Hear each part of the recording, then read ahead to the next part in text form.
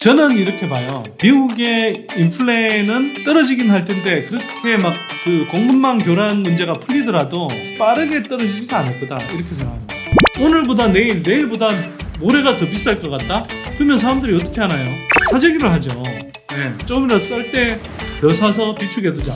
그러면 시장에 물건이 없어져서 물가는 더 올라가는 이런 악순환의 고리를 그리는 겁니다.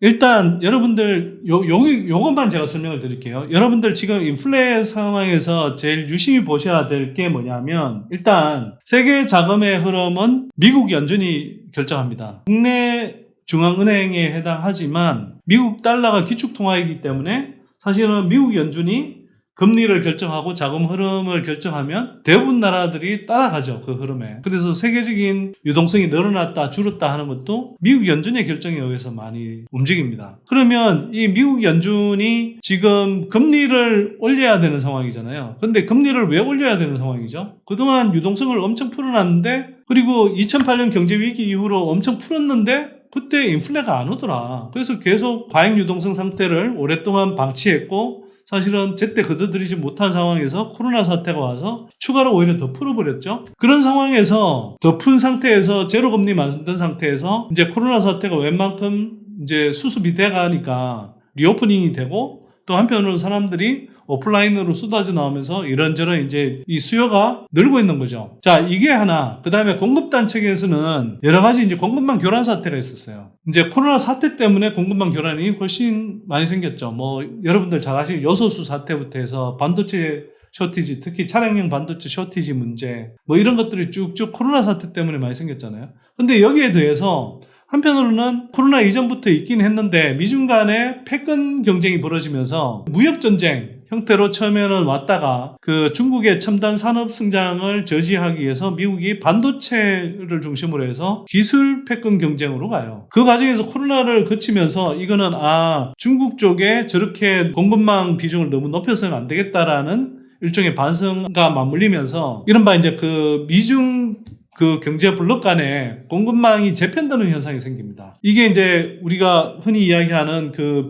국제적인 그 비교 우위죠. 그 국제적인 비교 우위에 따라서 국제 분업이 이루어지는 건 아닙니까? 그 과정에서 이제 국제 간의 그런 어떤 불평등도가 높아지는 경향은 있지만 한편으로는 그 세계화의 진척에 따라서 최적의 효율로 생산할 수 있는 나라의 제품과 서비스를 전 세계가 누릴 수 있는 그런 혜택이 만들어지죠. 즉 물가가 낮아지는 현상이 생깁니다. 상대적으로. 근데 이게 경제 블록화로 해서 분리된다? 그러면 그만큼 상대적으로 최적의 효율을 발휘할 수가 없기 때문에 물가가 올라가는 현상이 생기죠. 자, 그래서 공급단에서는 코로나 사태, 그 다음에 미중 경제 블록화 현상 이런 것들이 겹쳤어요. 근데 거기에 대해서 올 초에 뭐가 터졌죠? 러시아 우크라이나 사태가 터지면서 또 하나의 이제 공급망 교란 이제 효과가 발생해버린 겁니다. 자, 그래서 막 엎친 데 덮친 격이 돼버린 거죠. 그래서 러시아 우크라이나 사태 때문에 에너지, 그 다음에 농산물 가격이 이제 또 막 뒤흔들렸죠. 그러다 보니까 이게 이제 겹치고 겹치다 보니까 인플레가 계속 이제 급격하게 오버린 거죠. 그래서 지금 지난해 4월부터 해서 물가 상승률이 오르기 시작했는데 지난 3월에 8.5%까지 갔고 이제 4월에 8.3%까지 떨어진 게 확인이 됐죠. 뭐 피크를 찍고 이제 지금 내려오고 있는 상태다. 뭐 이런 식으로 이제 지금 좀 보고 있는데 어쨌거나 이 연준 입장에서 보자면 인플레는 사실은 예상을 못했던 거예요. 이 정도의 인플레는. 왜냐하면 인플레가 오더라도 그리고 지난해 뭐 4월, 5월 이럴 때부터 물가가 뛰기 시작해도 이건 일시적인 공급망 교란 때문인 거지 공급망 교란만 웬만큼 해소되면 물가는 다시 잡힌다. 뭐 이런 식으로 이제 생각한 거죠. 근데 그게 아니었다는 게 오면 올수록 이제 드러나는 거고요. 여기에서 대부다수의 사람들이 일시적으로 그칠 거다. 연준이 그렇게 이야기했고 상당수의 경제 전문가나 시장 참여자들이 그렇게 전망하고 판단했죠. 근데 그게 안 그럴 걸 이렇게 이야기한 사람이 있어요. 초기부터. 그게 이제 레리 서머스라는 미국의 전 클린턴 행정부 때 전 재무장관도 했고 미국에서 뭐 세계 그 3대 천재로 불리는 그 경제학자 중에 한 명입니다. 이 사람이 바이든 행정부가 엄청난 이제 경기 부양책을 동원하려고 하니까 그렇게 하면 되게 문제가 많이 생길 거야. 인플레가 크게 올 거야. 뭐 이런 이제 경고를 하면서 인플레에 대한 우려가 본격적으로 이제 등장했고 사실 지나고 보니 그 말이 맞았습니다. 뭐 결과적으로 뭐 공급망 교란이 더 길어진 측면 때문에 더 심해진 측면도 있지만 한편으로는 어마어마한 그 억눌렸던 수요들이 이제 분출되면서 실제로 이제 인플레로 일어났죠. 그래서 이 인플레가 이렇게 왔기 때문에 그러면 여러분들이 그 이 인플레 상황이 얼마나 지속될 건지에 따라서 어떤 식으로 전개될 건지에 따라서 금리를 얼마나 올릴 거냐? 이걸 이제 좀 판단해 보실 수가 있는 거죠. 그래서 앞으로 이제 좀 보셔야 되는 건 결국은 전 세계적으로 지금 인플레이션이 화두인 거고요. 인플레가 얼마나 빨리 다 잡히느냐에 따라서 금리를 어느 정도 올려서 어느 정도 수준에서 멈출지 이게 이제 어느 정도 좀 가늠된다고 볼 수 있습니다. 근데 저는 이렇게 봐요. 그냥 미국의 인플레는 떨어지긴 할 텐데 그렇게 막 그 공급망 교란 문제가 풀리더라도 그렇게 빠르게 떨어지진 않을 거다 이렇게 생각합니다. 왜냐? 예를 들어서 공급망 교란은 지금 조금씩 풀려가요. 러시아 우크라이나 사태만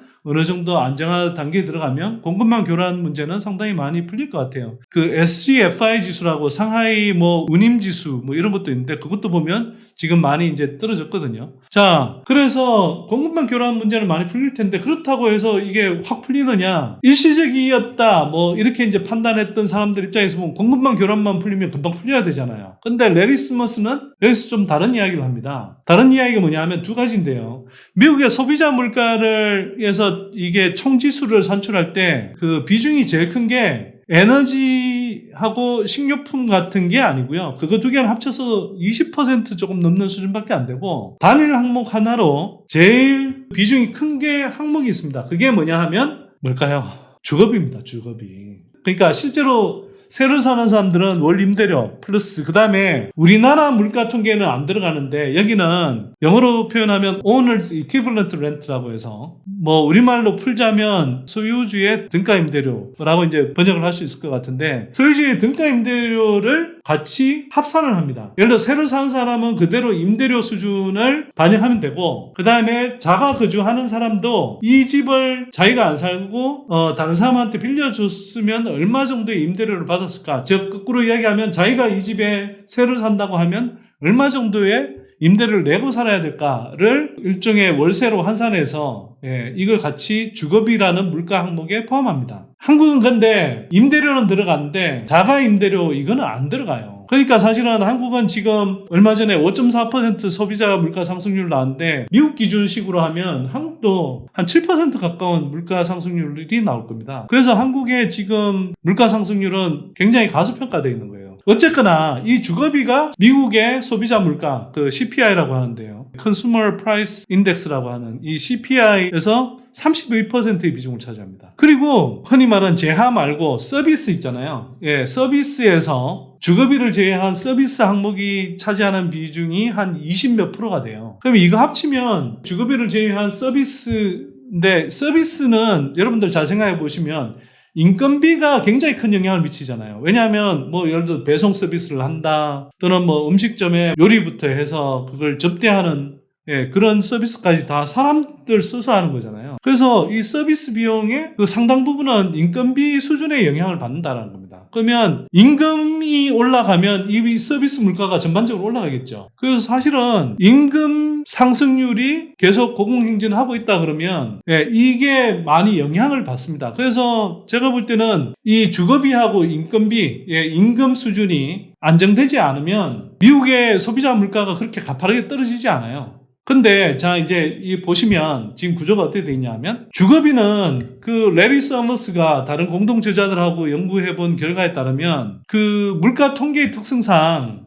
바로바로 반영이 안 된다는 거예요. 왜냐하면 일단 다른 항목들은 그냥 그때그때 바로바로 물가가 변하기 때문에 변동하기 때문에 한 달 그리고 늦어도 2달 만에 계속 반영을 합니다. 업데이트 주기가 굉장히 빠른 거예요. 근데 렌트비 즉 임대료는 한두 달 만에 그렇게 반영이 안 되고요. 6개월에 한 번 반영을 합니다. 근데 6개월에 한 번 반영을 할 때도 그게 오렌지 값이 다 반영이 되는 게 아니잖아요.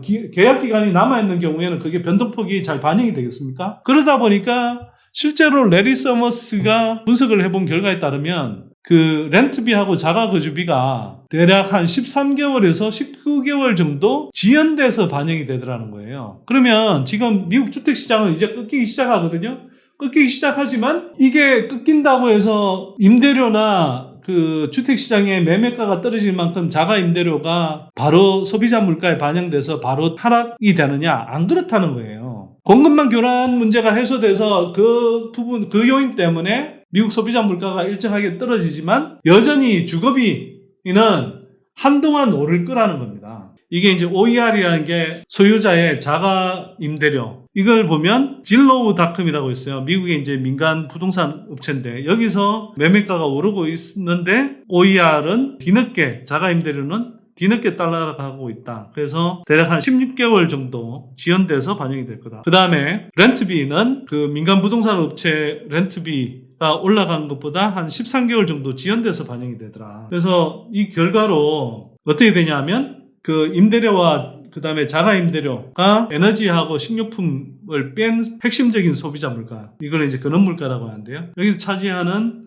비중이 이렇게 된다는 겁니다. 지금도 아직 많이 남았죠. 예, 앞으로 계속 이게 근원물가 그리고 이어서 이제 소비자 물가를 전반적으로 끌어올리는 압력으로 이제 작용할 거다. 이렇게 이제 이야기하는 거고요. 2023년, 2024년까지도 계속 소비자 물가를 전반적으로 끌어올리는 압력으로 작용할 거다. 왜냐하면 지금 수준보다 더 높은 구간으로 2024년까지 간다는 거죠. 마찬가지로 이게 이제 PC라고 되어 있는데요. PC라는 건 CPI하고는 좀 뭐 산출 방식이 다른데 역시 이것도 그 Personal Consumption Expenditure라고 해서 이제 개인 소비 지출 물가라고 합니다.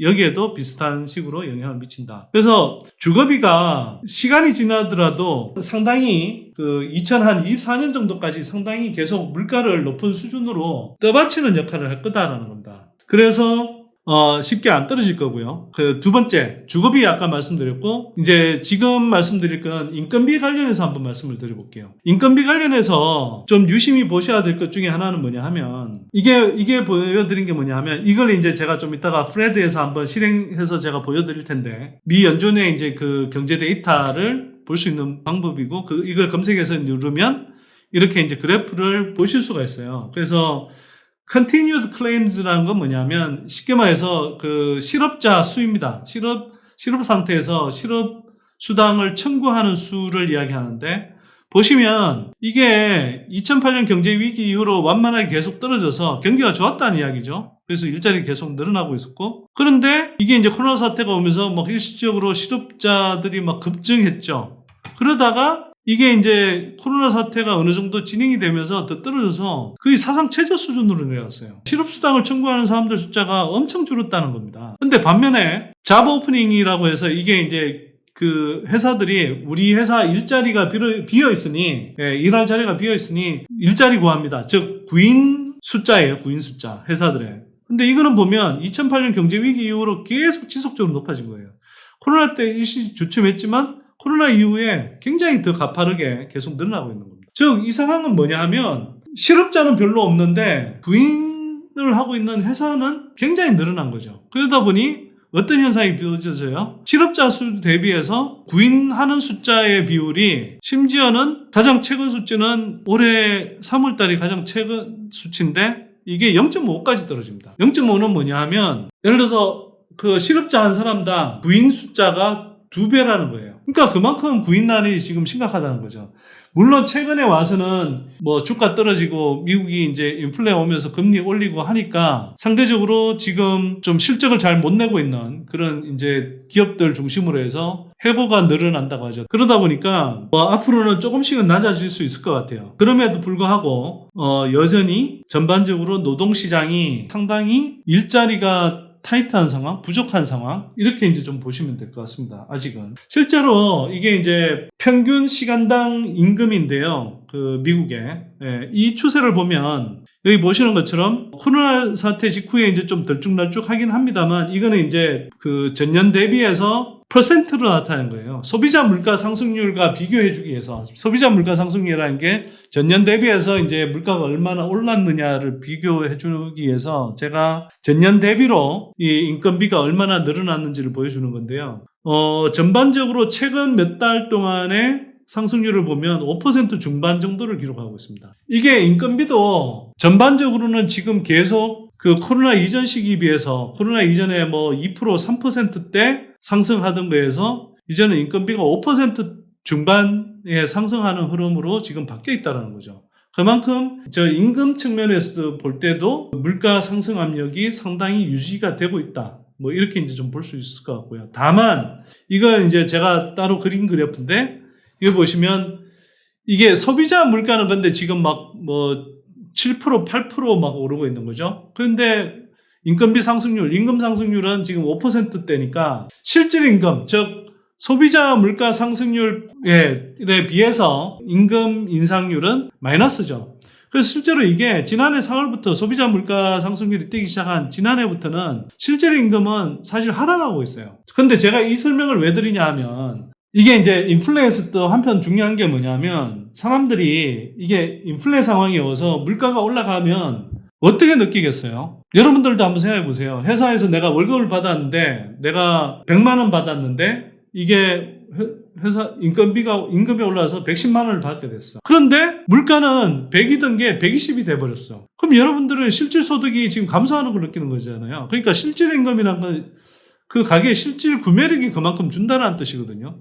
그럼 어떻게 되나요? 임금 인상 요구를 하게 될 수밖에 없죠. 그러면 회사는 어떻게 해야 되나요? 기업은 부담이 생기는 거죠. 사람을 더 고용하기 힘들어질 수 있고, 그러면 뭐 고용이 줄 수 있고, 나중에는 시간이 지나면서는 이제 기업이 돈을 많이 못 벌 수 있고, 그러면 고용을 더 많이 못 할 수 있고, 뭐 이런 식으로 이제 시장에 조정이 오긴 할 텐데, 어쨌거나 당분간은 이렇게 실질 임금을 올려줬다고 하는데도 실질 임금이 오르고 있지 않으면 또 노동자들은 임금 인상 요구를 할 가능성이 높은 거죠. 이런 식으로 상당히 악순환을 그릴 수가 있다는 겁니다. 지금 이제 미국의 그 노동시장 흐름을 보면 이런 흐름이 형성되어 있고요. 그래서 다시 종합하자면 소비자 물가의 32%를 차지하는 주거비는 2024년까지도 계속 올라갈 가능성이 높다. 그리고 서비스 물가를 굉장히 좌우하는 인건비 수준도 지금 계속 높은 상태다.